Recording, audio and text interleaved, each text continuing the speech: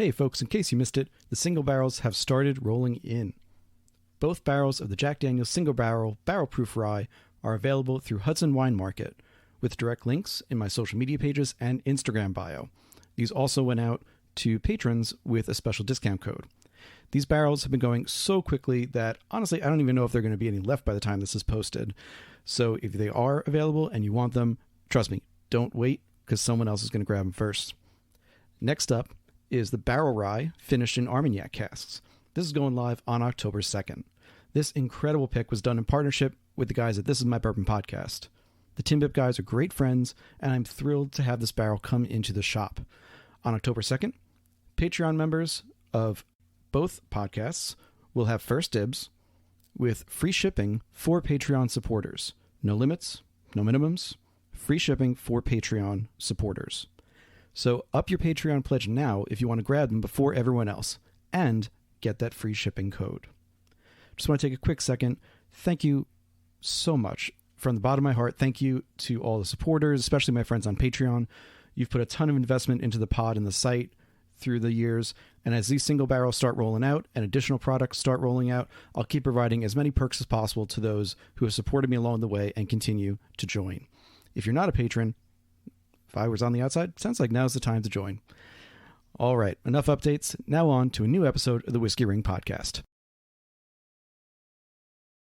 Hello, everyone. Welcome to a new episode of the Whiskey Ring Podcast.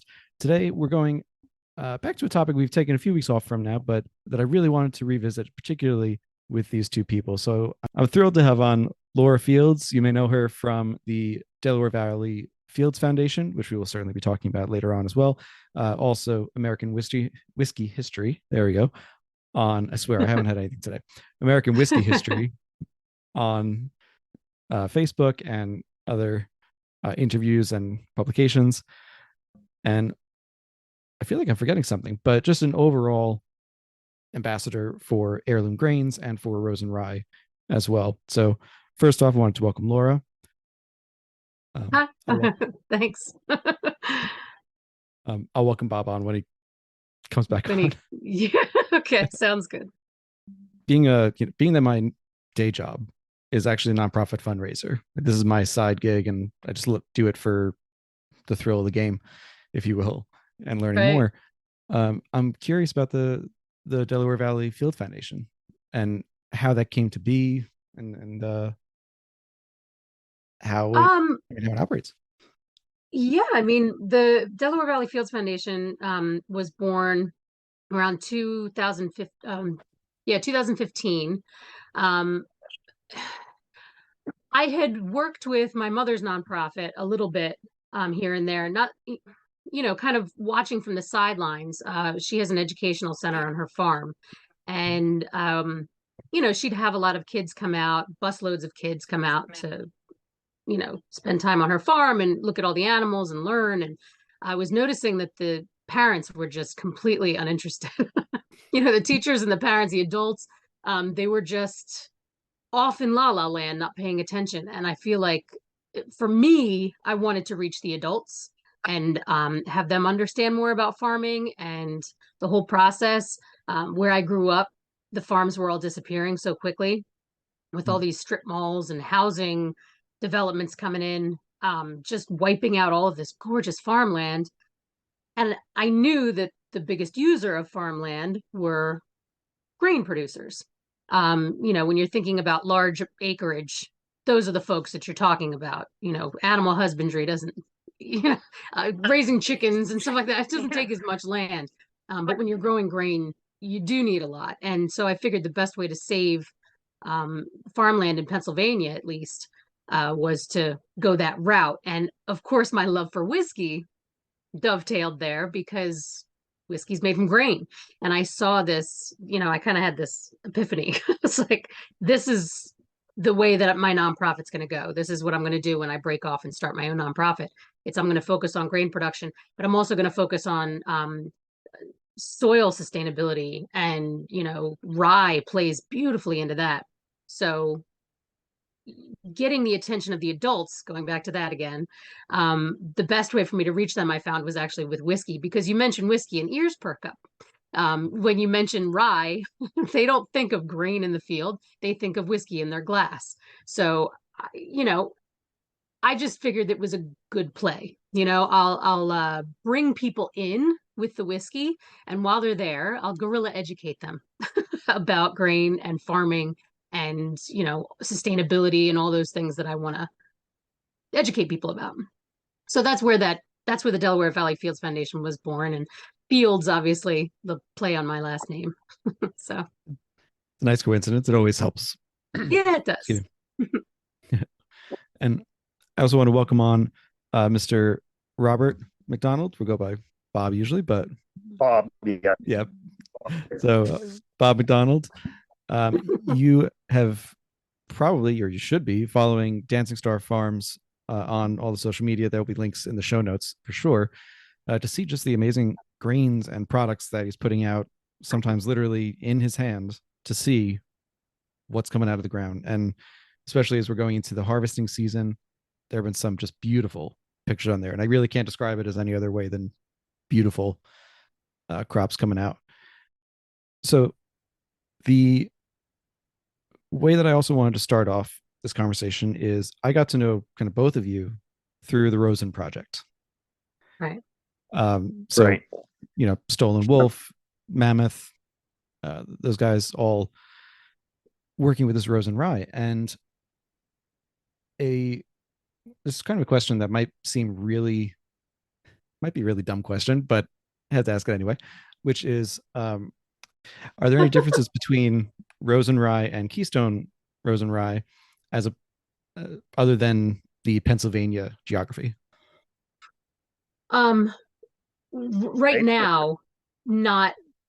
I mean, you have to understand the whole purpose of the Seed Spark project and the whole, point behind all the work that we're doing is to maintain the integrity of Rosen in Pennsylvania and have all of the work that we're doing benefit Pennsylvania farmers. So naming it Keystone Rosen anchors that concept to the grain itself. And yes, it all came from seed stock that now is only about, I think, what are we on, our 9th season now, I believe, Bob? Not Bob. I mean, Bob has been working with us with the Seed Spark project for 4 years now. 5 years? 5 years now, right? Because we're getting into the next planting season. Absolutely. So Bob's been with the project for 5 years, but we've been working on it for, let's see, eight, going on 9. And, anchoring that concept of Pennsylvania farming to the grain itself was important. And that's kind of where that went. As far as the actual seed itself, in time, it will change and it will become different depending on where it's grown. I mean, that's just the nature of seed. It will adapt to its environment and change. So the grain that is grown in Pennsylvania will be different than the grain that's grown in other states and in different climates. And, we're showing that with the project itself, the different locations around Pennsylvania, the immense number of microclimates in our state alone. We're going to start seeing some differences in this grain, size of the grain. I don't know, Bob, what are some things that you notice with the... Actually, I think the grain's getting bigger. Yeah, I think you might. It's getting used to the soil conditions and... Yeah, those limestone, that dolomite limestone soil that just, the seeds love it and the grain loves it. It grows beautifully. You got your back, Bob? Yeah, I'm here. So when talking with Ari from Mammoth, and obviously they've got South Manitou Island up in Michigan, and they, besides the history of the island itself and its connection, they also have an advantage there because rye is a pretty promiscuous grain, and Rosen's even more so on the spectrum of rye. Just as a reminder for the listeners, they put on South Manitou because the winds then just take all the seeds from anything in the air, let's say from the island onto the mainland, but not back. So it's not really cross pollination. Right. So in that way, you maintain a purity of the seed stock on the island that you can then draw from whenever you need to proliferate. Now, being in Pennsylvania, and obviously not an island, multiple different places, you don't necessarily have that isolation in the same way. So I'd love to hear from your perspectives how you manage to, keep the grain, let's say, keep the grain pure in a certain Right. way, um, and just manage whatever cross pollination might occur. Well, let's be clear about something that you're absolutely right about the cross-pollination issues. But Manitou Island has its connection historically to Rosen because of its isolation. Because at the time, early 1900s, the rye growers across America were prolific. There were rye growers in all this, as many states as could grow rye were growing it. And it was being used by these large distilleries that required large amounts of rye grain. Today, not so much. There are not a lot of people growing rye for harvest. It is very, really, I mean, finding people that are willing to grow rye, that know anything about growing rye, is very few and far between. When you do see rye growing in the ground, it's usually being used as a cover crop. So the risk of pollination or cross pollination is actually quite low. That doesn't mean that we're not absolutely, panicked about the possibility. It's also why Bob is the farmer that we chose to head, the seed stock portion of the project, because he is so isolated. He knows all his neighbors. He knows, miles around, there's no one growing any other crops other than what Bob is growing. And, he has control over that. He also works with his neighbors who grow rosin with us as well. So if they're cross-pollinating, it's only with itself. So that's not going to be the case going forward in the years to come. There's always going to be someone who, forgot to cut his grain back, how do I explain this? If someone is growing a cover crop, say, and they let it go to where it flowers and pollinates, which is usually never the case. Usually that's going to be cut and another crop is going to be planted into it before it ever gets to that point. But if they miss planting season or something, there's going to be some hiccups, but never at Bob's place. So he's always going to maintain the seed stock. Whereas other places where there could be a possibility of cross pollination, even if that happens, they can always come back to Bob and say, I need to buy fresh seed stock from you again. Now, that's not ideal, obviously. We want people to be creating their own variations and landrace varietals of this grain going forward so that we can look at terroir, which is going to be fun, and all the different avenues that this grain can take. But we are very meticulous about making sure that the seed stock portion of this project is safe and there's no risk of cross-pollination whatsoever. And we've been that way since the very beginning, when we first started planting. Those tiny little plots were the most integral part of not allowing cross-contamination. If you had cross-contamination in those first couple seasons of trying to proliferate this grain, that would have been a bad thing. So we were very meticulous about it. And yeah, that's where we're at now. And Bob, from your perspective as the farmer, as the person who's the keeper of the seeds, if you will, the I'm curious from your perspective, take us back to, let's say, 4 or 5 years ago when you're approached to say, hey, we have this Rosen Rye project, this Keystone Rosen Rye. We want someone to be the farmer who holds the stock for us. What was that like, and what was that conversation like? Actually kind of nice to get involved in it. I had been growing heirloom corn before, and it was basically, one step further than the corn, which worked good in my rotation. And it, Laura's always been fun to work with. Thanks. And you said you were already growing corn. I mean, today you've got 12 heirloom corn varietals. Yeah, 12 different varieties of heirloom corn. So, and there are pictures online too. We'll link to those as well, because it's just very pretty to see, I suppose, let alone the flavor and all the things that go along with it. So we know that rye can be a good cover crop. It can be an excellent nitrogen fixer for the soil, help regenerate the soil. But at the same time, from an economic standpoint, it's not necessarily the most preferred grain, that, especially when, it's going to distilleries. You don't know what the yield is going to be, what the distilleries are going to be. So was there any hesitation on your part on taking on that risk, if you will? You mean for No, Bob not or really. for no? Oh, for Bob. No, not really, because my philosophy on everything is, if you don't grow it, you can't sell it. If you don't produce it, you know, nobody will know about it. And it's like the old baseball game: if you build it, they will come. Mhm. The Field of Dreams with the baseball. You have it on your website that you're now, like, a stated goal is to make Rosen rye at a sustainable volume for distillation going into the future. Um, what kind of volume is that looking like? Let's say It's right now, of course.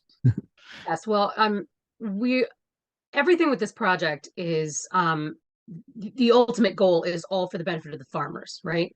So farmers don't benefit if they have grain they can't sell. So we, as we move forward, really take our time to make sure that every ounce of grain that's grown has a home, that it's not going to be sitting in a bin somewhere and, going bad. So each year we only grow as much grain as is going to be sold, and as much grain as we need to go back into the ground. That's just to protect ourselves now until we form enough relationships with distilleries who want to use rosin as their core product base.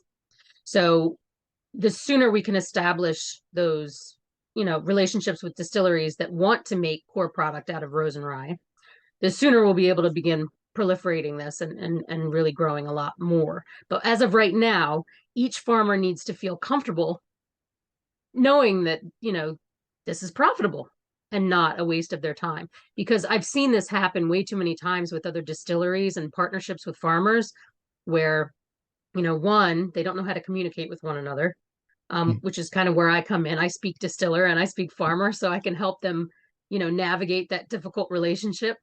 And you know two, they don't know what's going to happen. Like they don't understand, you don't just throw grain in the ground and hope for the best. You have to Mhm. understand all of the, intricate parts of that harvest. Do you understand the combine? Do you understand how that works? Do you understand timing? Do what's your schedule for your distilling? How fast do you move through grain? How does this grain respond in your mash bill? All of those things, it's a slow process to kind of figure out, is this grain going to work for you? Is this something you want? But I can guarantee to you, every single person that has touched this grain and every single person who's distilled it was blown away by it. And there's a reason that this grain was as popular as it was with distillers back in the day. I didn't know that until I tasted it. But let me tell you, the flash of just relief that came from tasting it and realizing how absolutely delicious this stuff was makes it all worthwhile. So I've been fortunate. I mentioned it before on the podcast, but I'm fortunate to try the straight off the still Rosen from Stolen Wolf and oh from yeah. Mammoth. I didn't get the right off the still from Liberty Pole, but pretty close.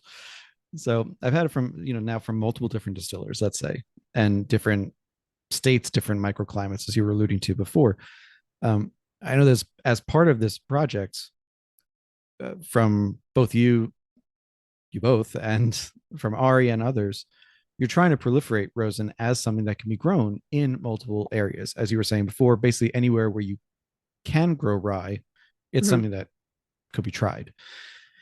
Um, you also gave it to different distillers to see how it would manifest Mhm. in different areas. And I'm curious, as you've gotten more partners on and brought more distilleries online, have there been any where it just either it didn't work for some reason for their profile, or there was some uh, unnamed issue, let's say, that led them to say, we liked or didn't like the Rosen, but we're going to go with the commodity rye instead, or a different varietal. No. No. Okay. No. Every single person that's touched it has been like, yes, please. Thank you. I mean, the only issue that I can think of might be the fact that it's more expensive. So some people, at first, they have to think about the finances of all of this. Like, what does it look like financially for them? And that's all I can think of, though. Because once they taste it, they're like, all right, we'll spend the extra money. This is better stuff. When you're trying to differentiate yourself in a big world of distillers, it helps to have whiskey that's better than everybody else's. Very true. And we're seeing, this is a great segue into the next question, which is, we're seeing more exploration of rye, and that goes for Rosen, but also other varietals like, Danko, Wheeler. There's one that's being used up in Rochester that by Black Button that is escaping my head at the moment. But all these different types that are being revived, or ones that were just in low use, but being brought more to the fore as a whiskey flavor. I think it's more the latter. Yeah. Yeah. So in that way, perhaps more than any other grain, rye has been seeing this renaissance of people paying attention to it and looking at it and saying it's not all, let's say, MGP. Nothing against MGP, of course, but it's not all that Indiana 95.5 or any other recipe. There's a lot of variety in this grain, and it's ahead of other grains used to make whiskey in that way. We're starting to see some of that work being done in corn varieties, different barley types. Barley, I would say, more so in like Ireland and Scotland than the US, but also wheat here. But of those grains, or even one I haven't mentioned, what do you think is the next grain that kind of takes that leap, that people are really paying attention to the variety that's in their whiskey? Oh man, the corn. I mean, yeah, rye is, I'm so biased. I apologize, but rye is just better than everything else. It is. It tastes better. It makes better whiskey. However, people, you say the word bourbon and everybody's ears perk up now. It's the hyped, American whiskey of the moment. And so, people want bourbon, but they taste a bourbon made with one of Bob's corns and they're like, what is this? This doesn't taste like bourbon. This tastes like something completely different. And that makes perfect sense, because if you're using commodity grain to make whiskey, it's never going to be the best that whiskey could be. And you start seeing a lot of small distillers. And I know you're aware of all of these interesting distilleries that are making all of this interesting bourbon using interesting corn. And it blows the other stuff out of the water. It's different, which is the thing that most people first shy away from. They taste it and it's so flavorful and there's so much nuance to it that it's almost kind of like too much for them. They taste it and they're just like, oh, there's too much flavor in my whiskey. You know what I mean? And I feel with corn, it's so interesting because there's, Bob can tell you all the different colors of corn all present different flavor profiles in the whiskey that's made from them. Those anthocyanins and all these like flavor compounds that you end up pulling out of this distillate. It's really, truly amazing. You want to talk to Corn, he's your man. So well, I want to, of course, shout out a couple, or at least one of our mutual friends, Spirits of French Lick, Alan Bishop. Oh yeah. So not only have you both been on Distillers Talk with him, but Bob, you're also growing the Amanda Palmer corn for him, right. Which my patrons and friends of mine will have had at least in the Hindostan Falls release from him, but probably in future releases as well. I know he bred that himself and is really in love with it. So it's great to see it being grown and used. And he bred that too long of a seasoned corn. It's hard to grow in my area. It barely finishes for me. Is it what's the difficulty on it?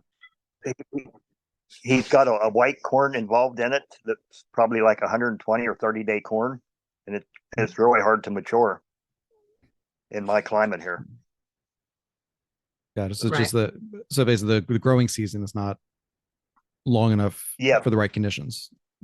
Yeah, and that's fascinating. And is then let me rephrase that question then.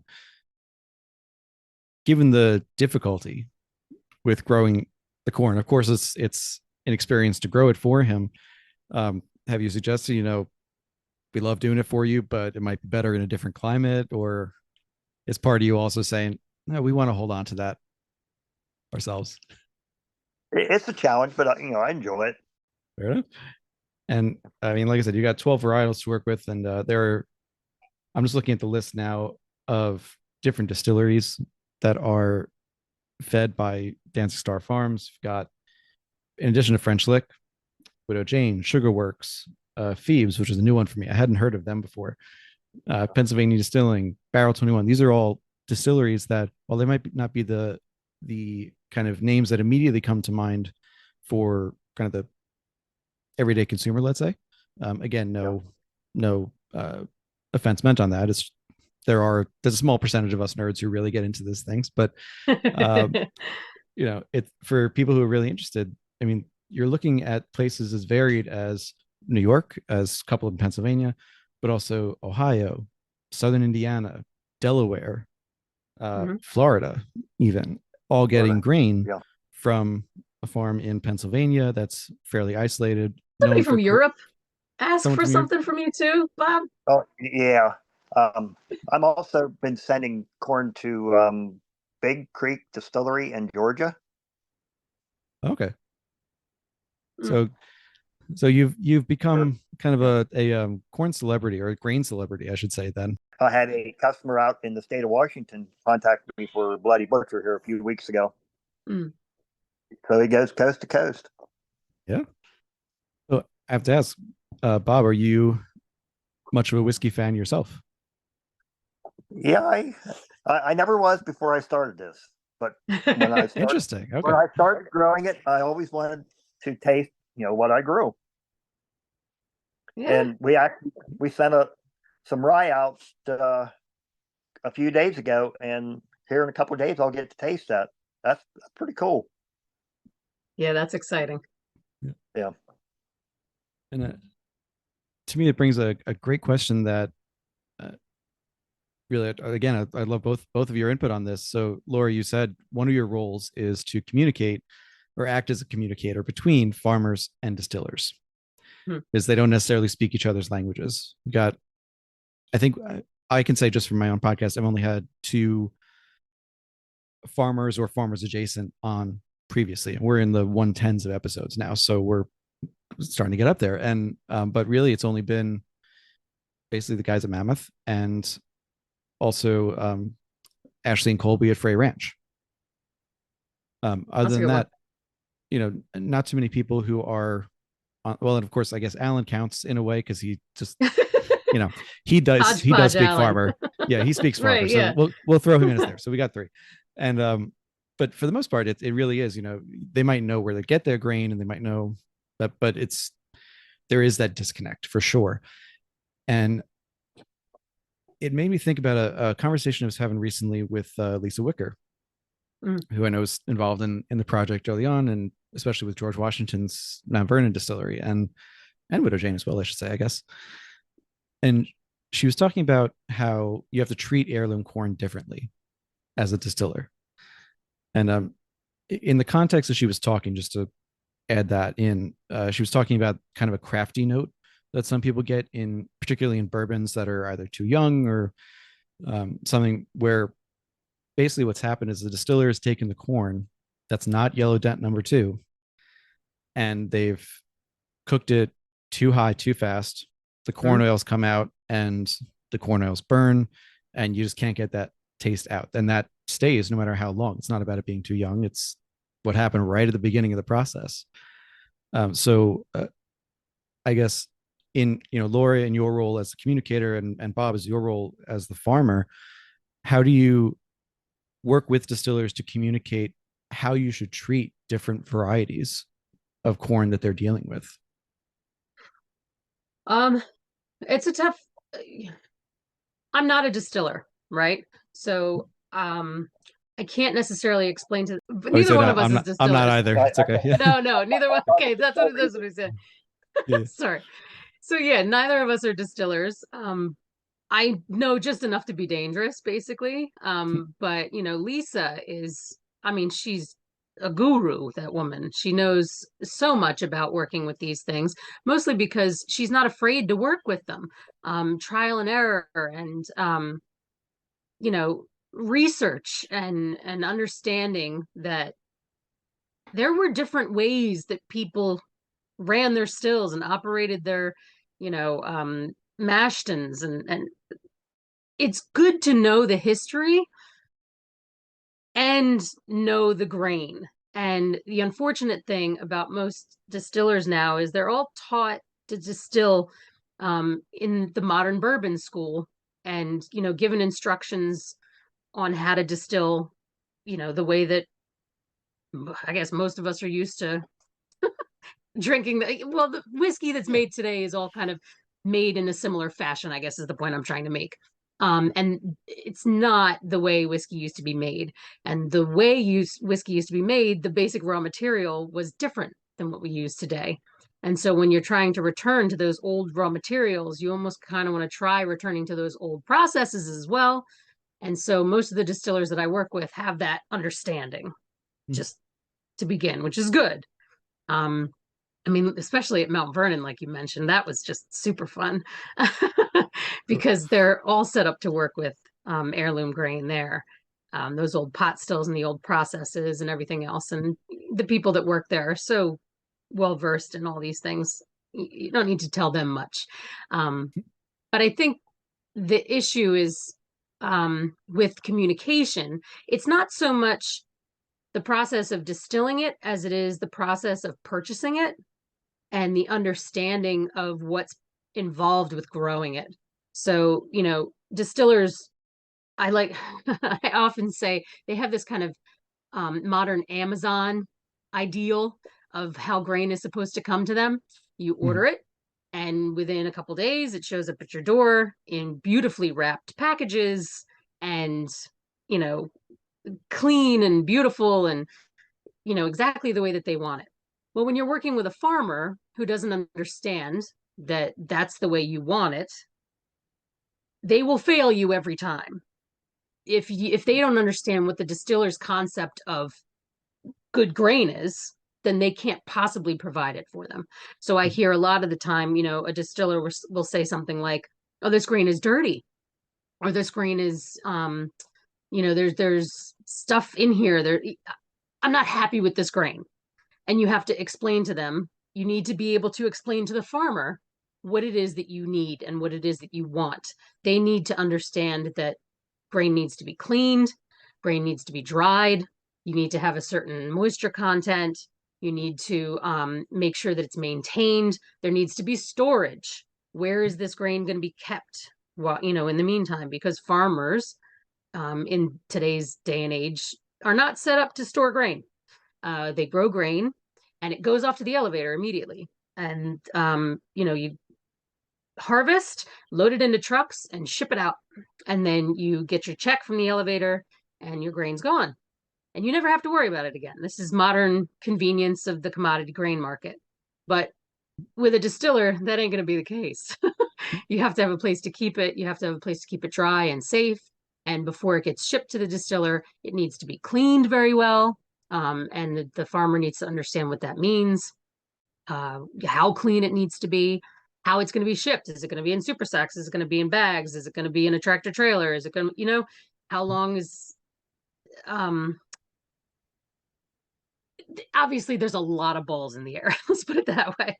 Sure. And so if you're just dealing with a grain broker and you're just calling them up and saying, I need X number of pounds of rye, they're going to ship you whatever they got.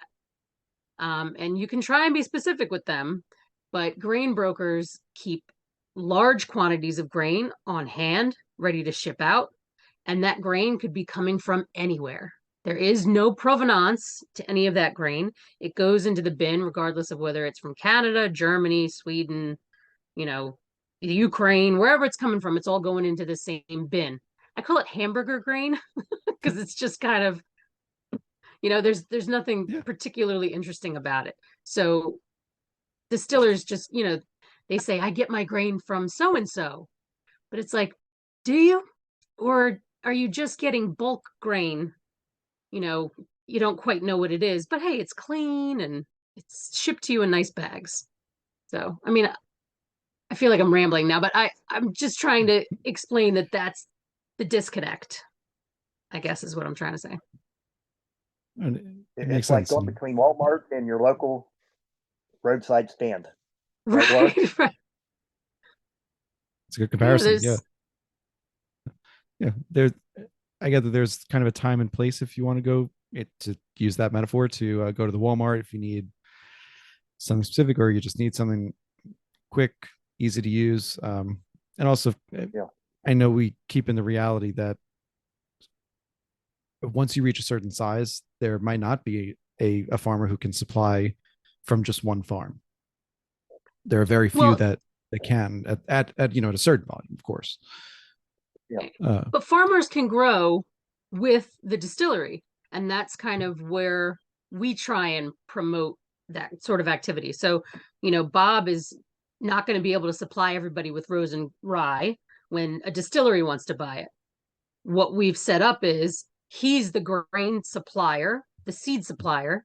And if you're a distillery that wants to distill Rosen and grow the amount of Rosen you'll be distilling, you need to find your own farmer that you can grow with, preferably local to you, keeping down your shipping costs and all the other things. And then, we help that farmer understand what's expected of them. And then they grow as the distillery grows. And there's quite a few examples of this in Pennsylvania now that started with Bob's grain, but are now using their own seed stock and growing their own grain and expanding the acreage that they've planted every year so that they can have more and more and more and grow the amount of Rosen rye that they're distilling. And they can do that on their own terms in their own locality. Does that make sense? Good. And that would ideally, probably in practice too, but ideally that's going to add more of the terroir, the provenance of that area. So you get the core of the Rosen plus some of the sense of place that goes with it. Absolutely. And then the farmers, this is the whole purpose here is, the farmer might have 50 acres that belongs to him or her, right?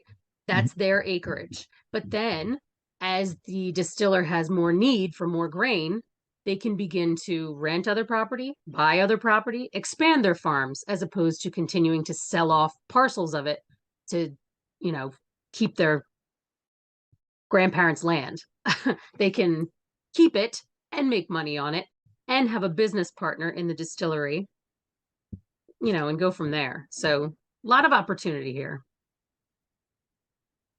And Bob, your family farm was originally a dairy farm before adding on and converting to grain farming. Is that I should say, is that the right term? I feel like that's not the right term. Grain growing. Grain farming. Yeah. Grain farming? Okay. I don't know why it sounded weird coming out of my mouth. I was like, that doesn't sound right, but okay.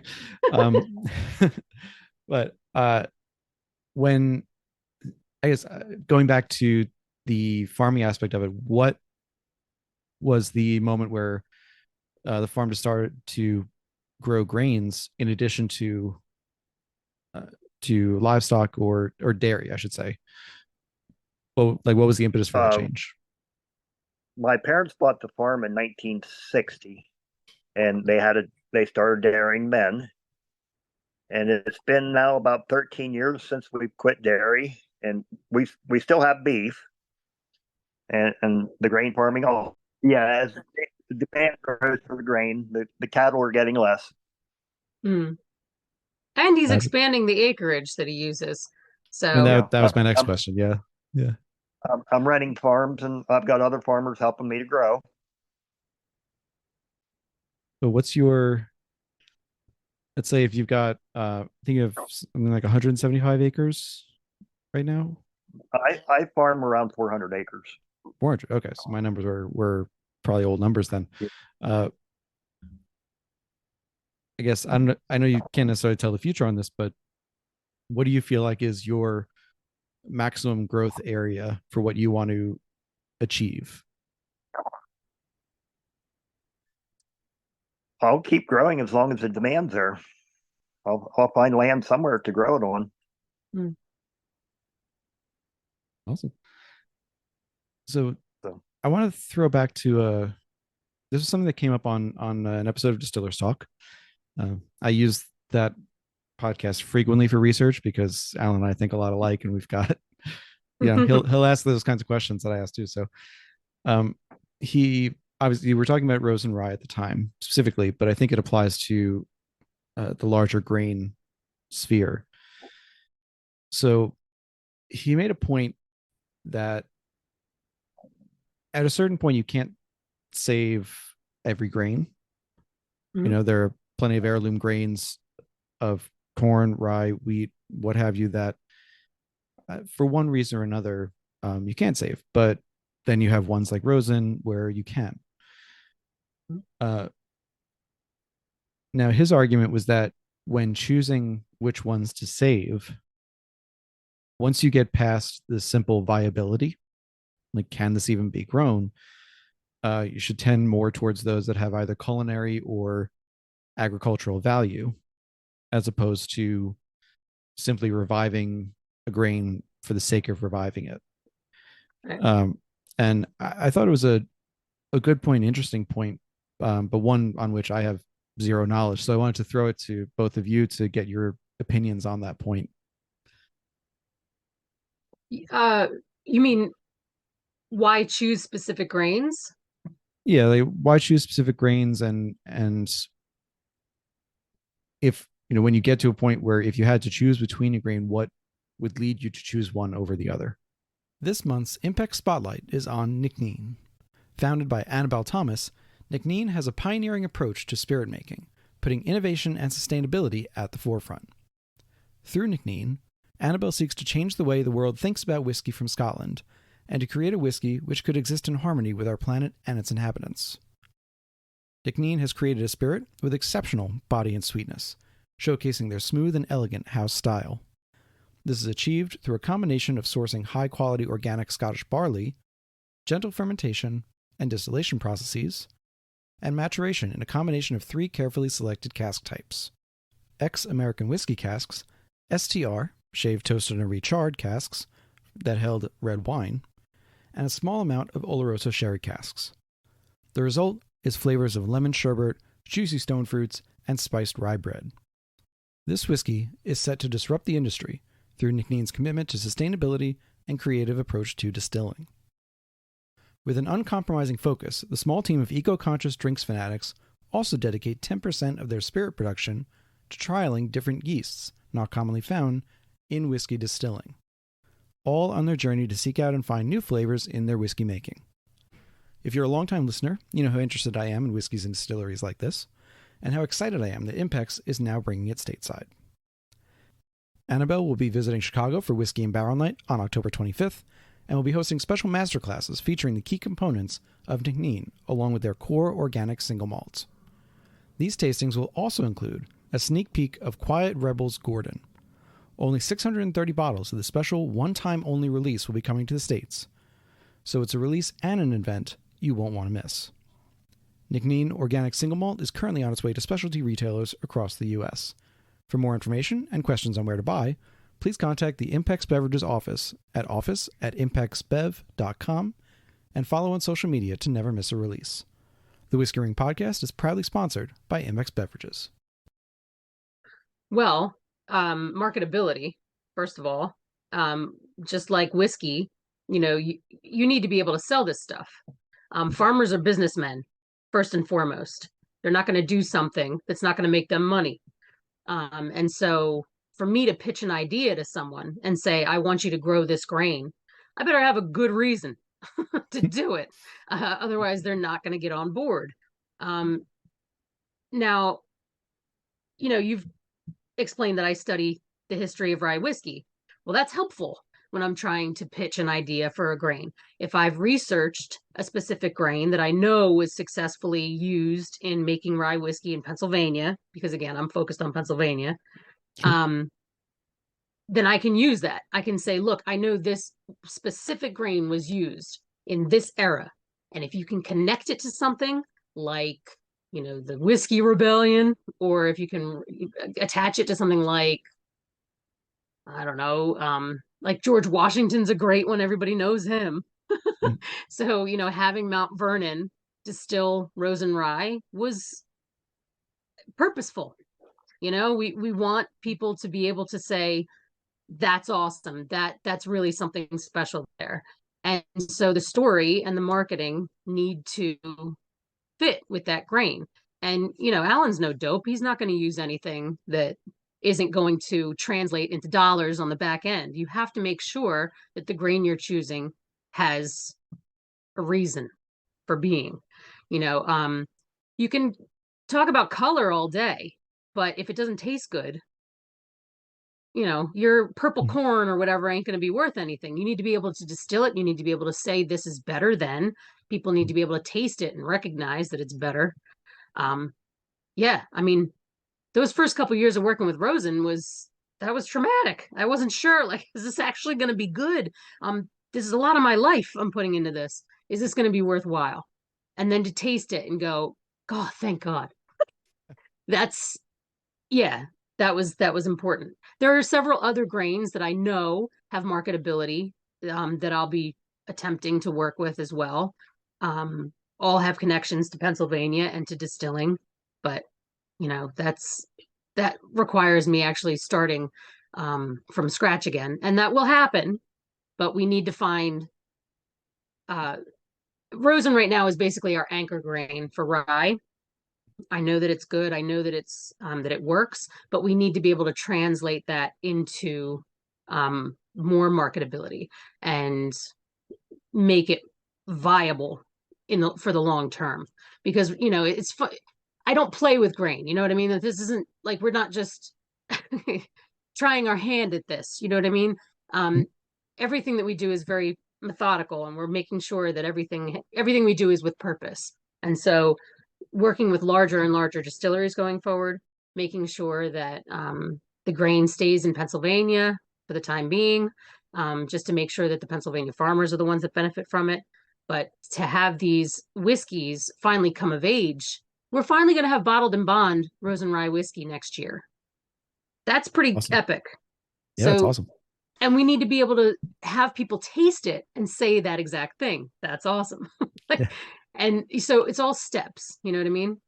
Mm-hmm. But Alan's right. You can't.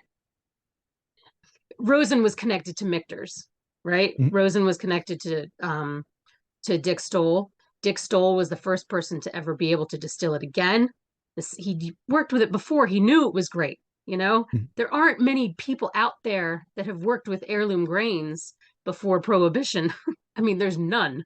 There's nobody that can say for sure that one is going to work better than another. So yeah, it's daunting, the task of starting a new heirloom varietal. It's not for the faint of heart, I'll tell you that. But it's worthwhile. It is.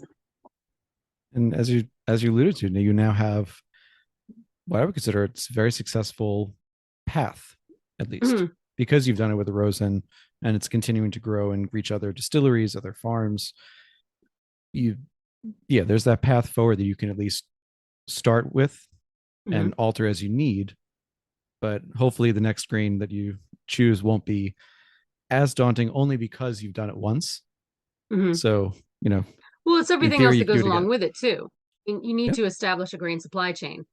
And that's where we're at now, attempting to establish a way to not just grow the grain, but get it to multiple distillers that want it.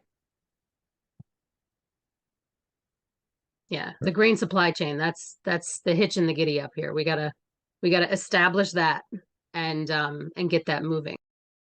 This is something that you also just mentioned, Laura, that people are actually, it's been mentioned throughout this episode that distillers are mainly trained on commodity grain. They're also mainly Mhm. trained on bourbon in the US. And while, of course, we're generalizing with this, there are exceptions. It's a pretty solid generalization. And another quote that I wanted to just pull off of Distillers Talk that was from you that I thought was really appropriate and really telling is we're talking about the focus on bourbon when looking at American whiskey history.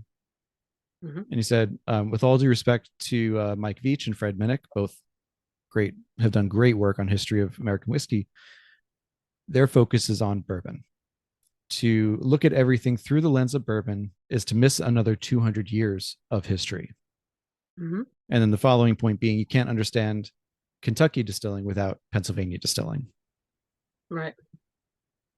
So I wanted to revisit that because I mean historically it's absolutely true. You go to Pennsylvania before went to Kentucky, just geographically moving west.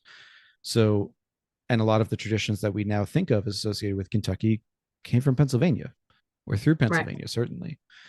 Fillers. So, distillers, yeah, Yeah. Scots Irish and all the groups therein that came over with stills from Europe, they're coming probably through Pennsylvania, probably through Pittsburgh, for that matter, or what is now Pittsburgh, All on their along the way, mountain range, all in basically. Mountain Ridge, exactly. So I know that some other whiskey writers in recent, even in the past year, let's say, have come out with books focusing more on rye. So Clay Ryes came out with a book on American rye earlier this year, and a couple of people are writing more about this. But as you said, the focus is still mainly on bourbon.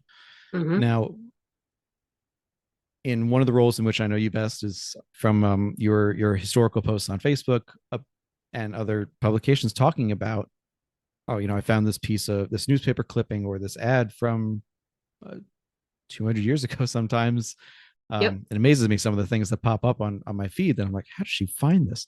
And and so when you're looking at this, I guess my first question is just what does your process look like for looking at it and finding a piece of evidence like that Right. Well, and I mean, you have to think about understand, it. it, I've been doing this for about a decade.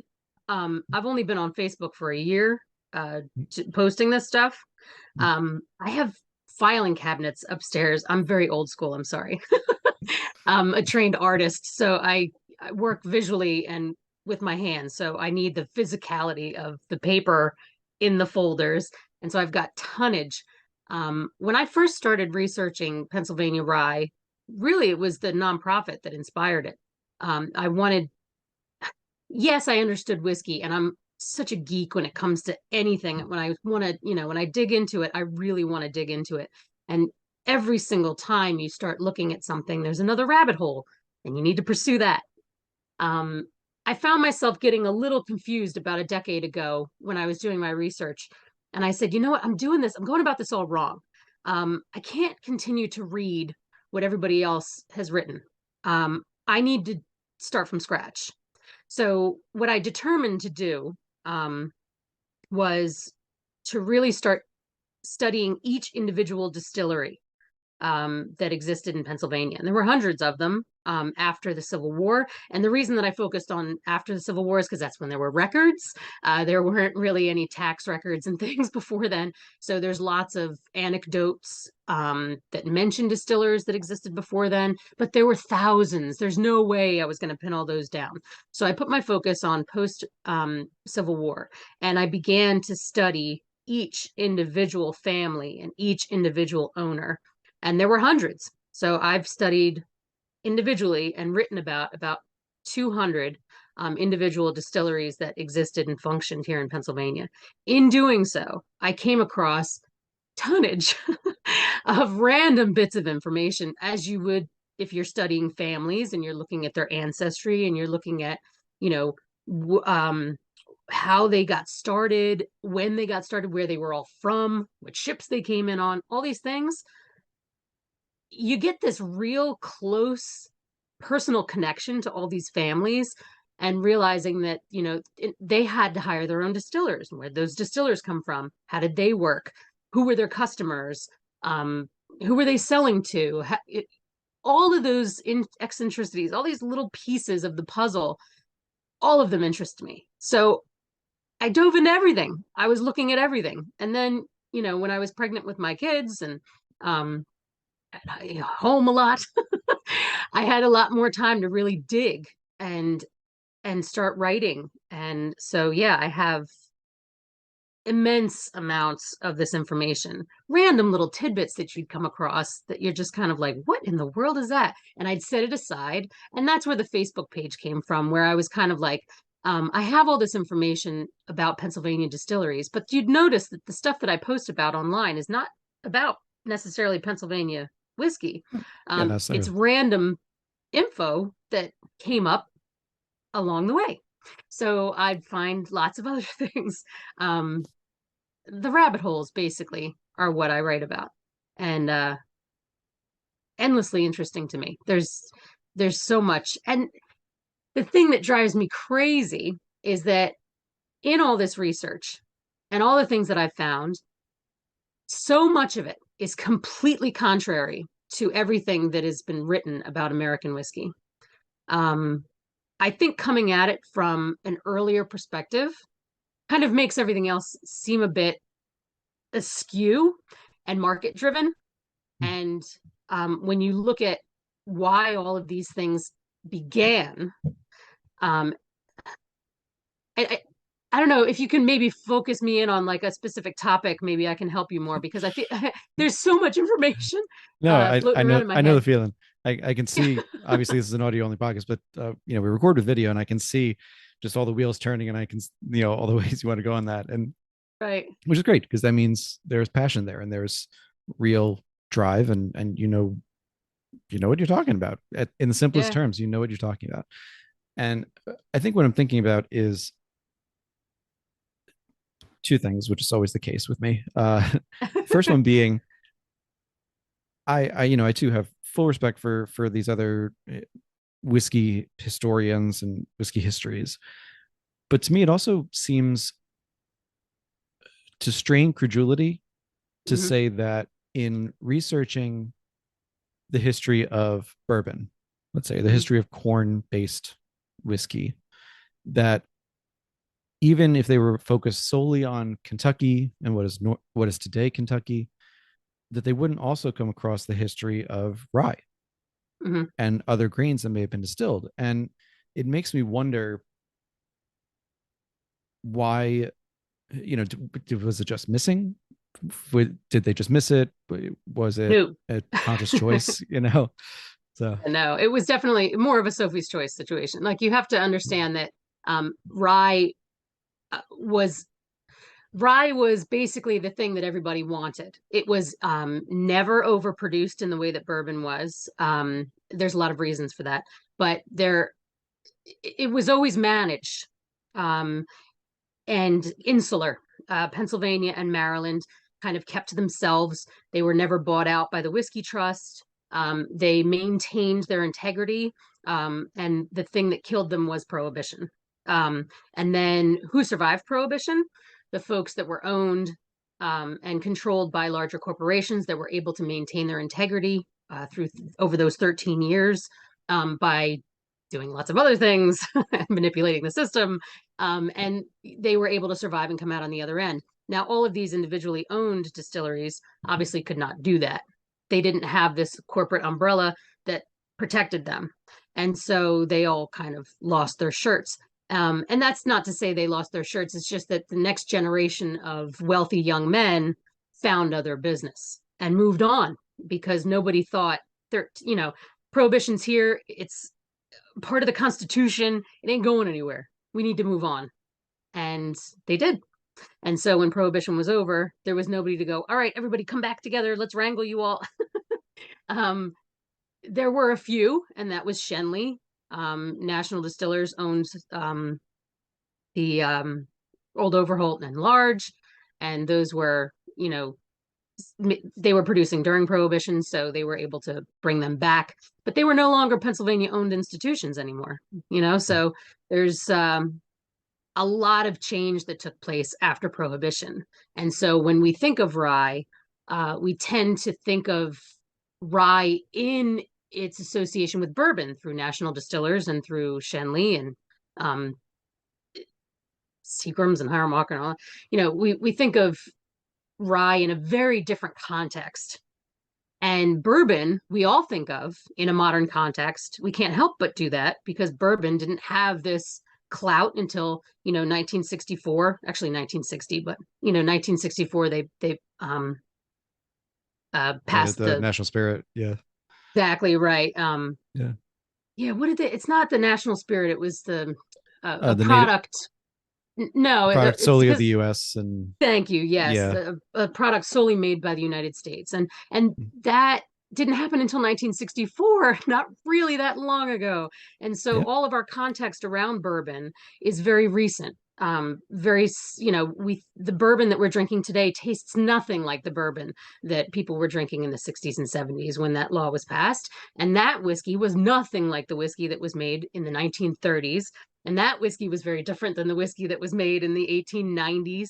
So, understanding that all of these different things existed and understanding that we think of rye in association with bourbon, I don't think of rye that way. I think of rye in its original context. So, when I'm talking to people about rye, it's very difficult because I can't help them understand what I know to be true without all the context. So I don't know if that made a lot of sense. I just think that, when you're writing about bourbon, the way I look at it is it's like a historian who is writing a book about World War II and they just study World War II and they never bring up the context of World War I and they never bring up the context of the Revolutionary War. There's so much more history before that. You can't have modern history without the older history. And there is no one really that I've read that has delved into rye in any way that would satisfy my interest level. I like the thing I can't do is I don't do modern. So I'm not I'm not real good on the modern history of rye. Like that's not really my purview. I'm more like right up into the 1950s and 60s, and that's where I lose interest. So I mean, this sounds, I mean, a little, I guess it's fitting for rye for sure, but I mean, that's also when a lot of America seem to kind of lose interest in rye, unfortunately. And I mean, that's exactly when bourbon there's a lot of became reason for that. Yeah. Whiskey as a whole, then this is a whole other episode to go into, which is just the whiskey bust in 50s and 60s and the glut. But with all the research that you've done already and are continuing to do, can we expect a book or a publication in the future? The book is written, it's there. It just the problem with anybody like myself is that because I'm always discovering something new, I oftentimes need to go back and rethink something. And so I had this conversation actually with Chet Zoller. I don't know if you've ever had a chance to talk to him. What an amazing gentleman. He wrote, what's it called? Bourbon. Oh, I've got his book around here somewhere. Bourbon in Kentucky is his book. And it's phenomenal. It's a listing of almost every single distillery that existed in Kentucky. And it's the depth of information is amazing. And I'm looking at it and I'm going, this is my book. This is basically what I did for Pennsylvania, only he's done it for Kentucky. And how amazing, And so I'm sitting there talking on the phone with him and we have the exact same kind of research methods. And he gave me a great piece of advice. He's like, you're never going to get it right. Like it's always going to be evolving. And he's like, I'm on my, what do you say, 6th or 7th rewrite of his book. And he's like, just do it. Just get it out there. So I think I'm in the process of doing that and getting everything kind of fit together in a way that would make sense to a reader. So. I'll second him on in a hearsay kind of way, if you will, which is uh, I got to interview Stephen Van Eycken. He's a originally a Belgian writer, but he writes on Japanese whiskey, and he was facing kind of the same thing when he came out with his book Whiskey Rising, where there were just so many new distilleries popping up in Japan that at a certain point he just had to say, all right, I got to stop at this point in 2017. And then just a few months ago, I think the second edition came out with a couple of new distilleries that have come online since then. So that seems to be kind of the case. And granted, in one case, you're dealing with new distilleries that are coming online. In your case, you're dealing with new distilleries and new facts that you're finding out. But at the end of the day, you're still, I guess you probably do have to kind of just set a point where you're like, okay, as of this date, right. this is what we know. And of course, there will be future editions that include more addendums and all of this. You have to keep in mind, I'm from, like, I'm a lapsed academic. So Okay. I'm always thinking, like, okay, what's the paper that could be written? And then the 4 or 5 papers that eventually get turned into a thesis or a book. And because that's what most of them are. They're collections of essays that are around a central topic rather than one 300 or 400 page thing. So I'm also very curious about your process because I've been thinking about Shenley in particular, Yes. and I've been fascinated by them mainly because there really isn't a history of them. You know, Yes. there's some of their competitors. I mean, Seagram's you get glimpses of through biographies of the Seagram family, and occasional writings about the company. Anything that was National Distillers and then Diageo, you get company histories of those. But for whatever reason, Shenley is kind of one of those massive companies that shepherded whiskey for better or worse for a long They're the time. same. Yeah. They're basically existing in the same realm as rye, where they Yeah. were shut out. Um, Shenley is often used as the bad guy by bourbon Mhm. writers. They were the ones who did all the overproduction. They were the ones that Mhm. all of that is nonsense. It's so much of that is wrapped up in what the what's the word I'm looking for? What the story is, like they're telling a story and Shenley interrupts that story. Mhm. And, if they actually told the real story behind it, it would not make them look as great. So it's the same thing with rye. Like you can't really tell the story of rye without making bourbon look bad. And who wants to do that? Bourbon is doing so well and there's so much, money being made that no one wants to necessarily do that. And I don't care because nobody's paying me to, say one thing one way or another. I like being able to talk about the history for what it was. So, I'd like to be able to tell the story of Shenley. I have immense amounts of research that I've done on Shenley alone and all their connections and that spider web of, you know, how that came to be. But they're a new company, man. They're not there's an original Shenley distillery in Pennsylvania that had nothing to do with Lewis Rosensteel. And Right. then when he came along, it was a whole nother ball of wax. So it's for me, it's a lot more interesting, the original dynamics and how that all changed over time. I'm sorry, I'm rambling again. No, this But I, like, on this podcast, I like letting my guests talk because that's when you get the most interesting information is when someone taps into that passion point. And um yeah, that, so I don't consider it rambling at all. I consider it, wow, this is a lot of information and it's a lot of things that I need to follow up on because now I'm interested. So, I mentioned I just came back from the KBF. But while I was there, we got to visit the Oscar Getz Whiskey Museum, oh yeah. and I didn't know they had these. They had old bottles for sale. So I picked up, among others, a couple of bottles of old Oh, Shenley very cool. because I really do not know much about them, but I know the only, like, the most that I've read would probably be the chapter in, looking at the book, Buffalo Barrels and Bourbon by Paul Packold, wrote it a Okay. couple years ago. He had a chapter on Lewis Rosensteel, and that's about as much as I knew about Shenley. And then I came across a decanter on, like, someone was selling it on Facebook, a, a decanter for Rosensteel's 75th birthday.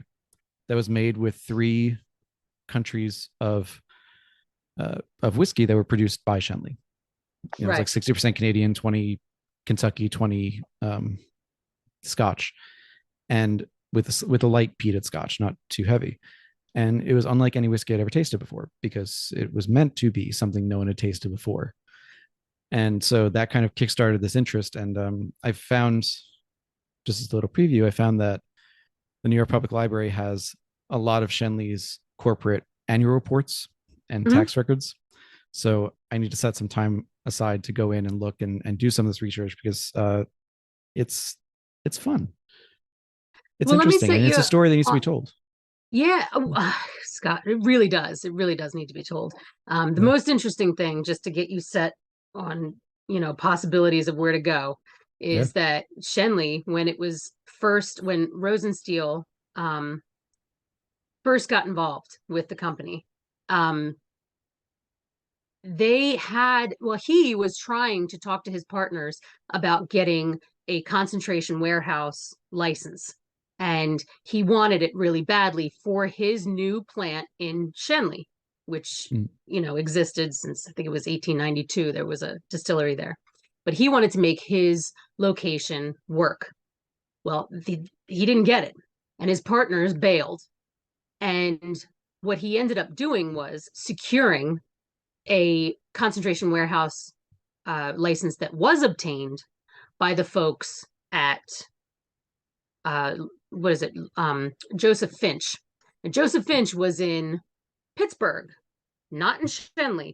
And most people, bottle collectors and things, they associate Joseph Finch with Shenley. And this is why, because what he did was he ended up securing the license for the distillery in Pittsburgh. Once he got it, he relocated that license to his own plant in Shenley. At the time, Joseph Finch made Golden Wedding and was the most phenomenal distillery. It had more history than you could shake a stick at. It's actually my favorite distillery in all of Pennsylvania history, was Joseph Finch in Pittsburgh. But he closed that place down. Broke my heart, when I found this out. But he closed it down, basically shuttered it and let it rot, and moved all of its value down to his own distillery. And once he established that Joseph Finch / Shenley was his company and he owned the rights to that concentration warehouse, he began to stockpile whiskey. And he owned the Golden Wedding, and he owned, the Shenley brand name. And for 5 years, he owned nothing else. And he built his legacy upon that, the backbone that was Joseph Finch. He didn't come to own George T. Stagg until 5 years after he purchased Joseph Finch. So all of that is what built him. That's what made him. That's how he became a big player. Because of Joseph Finch. And no one talks about that, because we all associate Shenley with all of these newer companies and all of, with Kentucky and other larger brands. But yeah, he needed Joseph Finch to make his legacy. So that needs to be told more, I think. And that will help people understand a little bit more about, why rye is such an important part of the conversation that people need to be having. I'm in favor of anything that brings more stories to light and just more knowledge. More knowledge, the better. Absolutely. This is the whiskey culture nowadays. We want to know more. We want to know everything from where the grain is from the history of it.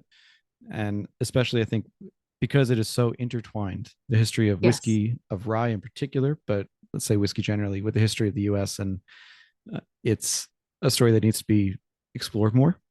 We're 100 years past Prohibition. Got to get past a little bit in the reading realm as well, in the writing realm. So with that, thank you both. This has been a wonderful conversation. Lots of ideas coming out of it. Lots of, hopefully, people looking at, really taking a look at where your grains are coming from, thinking about talking to your farmers, connecting with them, knowing where your food comes from, not even just the whiskey grains, although I know you want to focus on that, but where your food grain is coming from, where you can find those connections, and going to the local market instead of Walmart once in a while. They're not a sponsor. They're not listening. I'm not worried about offending them. So totally fine. Support the farmers market instead. So with that, hold on with me for a second after recording, both of you. But Laura, Bob, thank you both so much for coming on. to talk about these projects, what you're doing. As I said, there'll be links in the show notes to all of this. And please do visit. Please do read what Laura's been writing. Please do try what Bob has been growing. And with that, we'll sign off, and I'll see you all next week. Thanks for listening. Hey, folks, thanks for listening to another episode of the Whiskey Ring Podcast. If you like what you hear, please go ahead and click that subscribe, follow, or like button.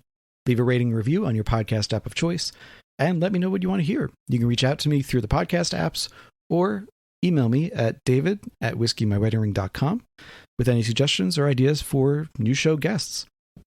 You can also support the podcast at patreon.com/whiskeyinmyweddingring. That's whiskey with an E, for as little as $1 a month. $5 a month gets you access to bonus content, including our soon-to-resume Under the Influencer series, and $25 a month means you join the Barrel Share Club. Each month, Barrel Share Club members get to try products sent to me for review, bottles from my own collection, and sometimes bottles that I just pick up because they're fun or interesting. Right now, only 5 spots remain in the Barrel Share Club, so grab your place today. Finally, please follow on Instagram. You can follow me at Whiskey in My Wedding Ring or at Whiskey Ring Podcast. You can follow me on Twitter at Whiskey Ring. You can follow on Facebook at Whiskey in My Wedding Ring or join the Facebook group, the Whiskey Ringers Group. And I hope to see you there. Cheers, thank you for the support, and see you next time.